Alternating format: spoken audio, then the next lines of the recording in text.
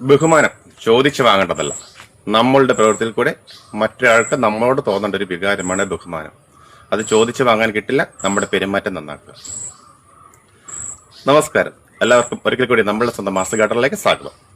അപ്പോൾ നമ്മുടെ സീരീസിന്റെ രണ്ടാം ഭാഗമാണിന്ന്. അതായത് അടിയിനത്തിൽ എങ്ങനെ പൂക്കൾ നിറച്ചും ഉണ്ടാകാം എന്നുള്ളതാണ് നമ്മുടെ സീരീസ്. ഒന്നാം ഭാഗം കാണാത്തവർ അത് കണ്ടു നോക്കുക.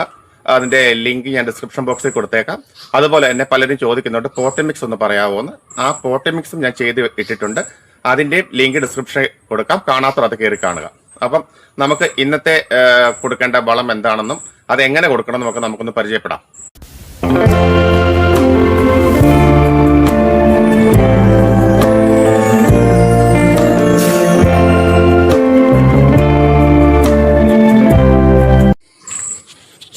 ഇന്ന് നമ്മുടെ ഗാർഡനിൽ 1-2 വെറൈറ്റി ഫ്ലവറുകളുണ്ട് കേട്ടോ.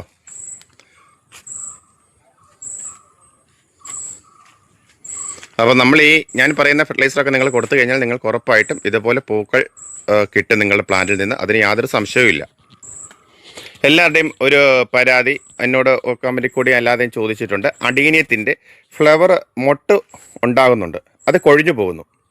അത് അങ്ങനെ കൊഴിയാതിരിക്കാൻ എന്താണ് പ്രതിവിധി? അതിൻ്റെ ഒരു പ്രതിവിധിയാണ് നമ്മളിപ്പം ഓരോ ഫെർട്ടിലൈസർ വീതം കൊടുത്തിട്ട് അടുത്ത പ്രാവശ്യം നമുക്ക് ഫ്ലവറിങ്ങിനുള്ള ഫെർട്ടിലൈസറായിരിക്കും നമ്മൾ അടുത്ത ആഴ്ച കൊടുക്കുന്നത്. ഇന്ന് നമുക്ക് മൊട്ടുകൾ ഉണ്ടായാൽ അത് കൊഴിഞ്ഞു പോകാതിരിക്കാൻ എന്താണ് ചെയ്യേണ്ടതെന്നുള്ള ഒരു പ്രതിവിധിയാണ് ഇന്ന് നമ്മൾ കൊടുക്കുന്നത്. അപ്പം അത് ചെയ്ത് കഴിഞ്ഞാൽ നമ്മുടെ ഫ്ലവർ ഉണ്ടാകുന്ന പൂമൊട്ടുകൾ കൊഴിഞ്ഞു പോവില്ല. അപ്പോൾ അതെന്താണെന്നും എങ്ങനെയൊക്കെയാണെന്നും നിങ്ങൾക്ക് അറിയണ്ടേ? അപ്പോൾ പലരും പറയുന്നുണ്ട് വീഡിയോ വലിച്ചു നീട്ടുന്നു, കണ്ടന്റ് ഒന്നും ഇല്ലാന്ന്. അങ്ങനെ നിങ്ങൾക്ക് ആർക്കെങ്കിലും തോന്നുന്നുണ്ട് ദയവായി നിങ്ങളൊന്ന് കമൻറ്റ് ചെയ്യുക കേട്ടോ. ഇതാണ് നമ്മൾ ഇന്ന് നമ്മുടെ പ്ലാന്റിന് കൊടുക്കുന്നത് മൈക്രോ ന്യൂട്രിയൻസ്. ഇത് നമ്മുടെ പ്ലാന്റിന് അത്യാവശ്യമായ പോഷകങ്ങളെല്ലാം കിട്ടാനായിട്ട് ഏറ്റവും വളരെ നല്ലതാണ്. ഇത് കൊടുത്തു കഴിഞ്ഞാൽ നമ്മുടെ പൂമുട്ടകൾ കൊഴിഞ്ഞു പോകുന്നത് തടയും. അതുപോലെ തന്നെ പൂക്കൾ വലുതുമാകും. ചെറിയ പൂക്കൾ ഉണ്ടാകുന്നുള്ള കംപ്ലൈൻറ്റും ഉണ്ട് ആൾക്കാർക്ക്. അപ്പം അതുമൊക്കെ നമുക്ക് ഒഴിവായി കിട്ടും.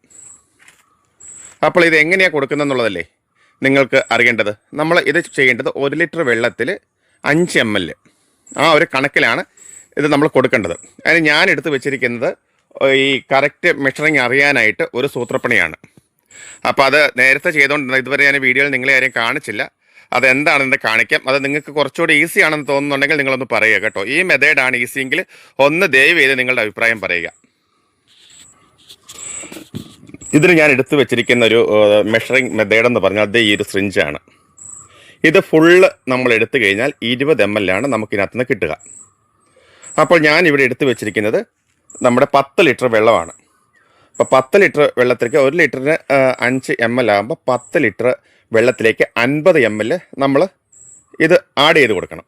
അപ്പോൾ ചെയ്യേണ്ടതെന്ന് വെച്ചാൽ ഇതിന് ഫുള്ള് 2 സിറിഞ്ചും പിന്നെ 10 ml ഞാനിത് എടുത്തിട്ട് കാണിച്ചു തരാം.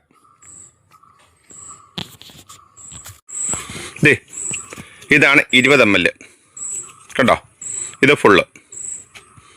ഇതിപ്പം ഓൾറെഡി ഒരു പ്രാവശ്യം ഞാൻ ഒഴിച്ചു. ഇതിപ്പം അടുത്തതാണ് ഒഴിക്കുന്നത്. അതായത് ഇപ്പം 40 ml ആയി നമ്മുടെ ഈ വെള്ളത്തിലേക്ക് ആഡ് ചെയ്യുന്നത്.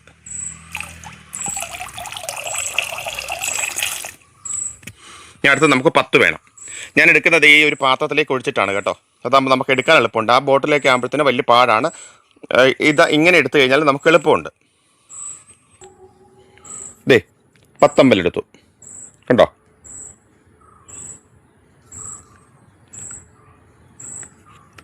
$10 ml ഇത്രയും മതി. ആ 10 എന്ന് എഴുതിയിരിക്കുന്നതിൻ്റെ അവിടം വരെയാണ് ഈ 10 ml എടുക്കേണ്ടത്. അത് നമ്മളിതിലേക്ക് ആഡ് ചെയ്ത് കൊടുത്തു. ഇതൊന്ന് മിക്സ് ചെയ്യുക.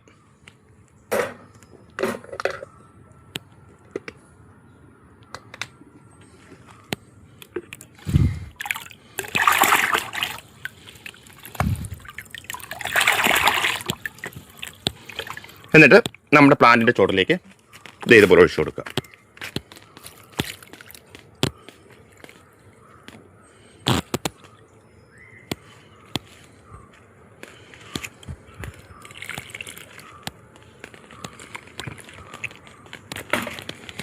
ഇത്രയേ ഉള്ളൂ ഈ വളം കൊടുക്കുന്നത്.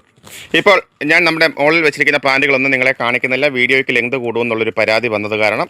പിന്നെ ഞാൻ എപ്പോഴും പറയുന്ന പോലെ ഞാൻ ഈ പറയുന്ന മെത്തേഡുകളൊക്കെ നിങ്ങളുടെ ഒരു പ്ലാന്റിൽ പരീക്ഷിക്കുക.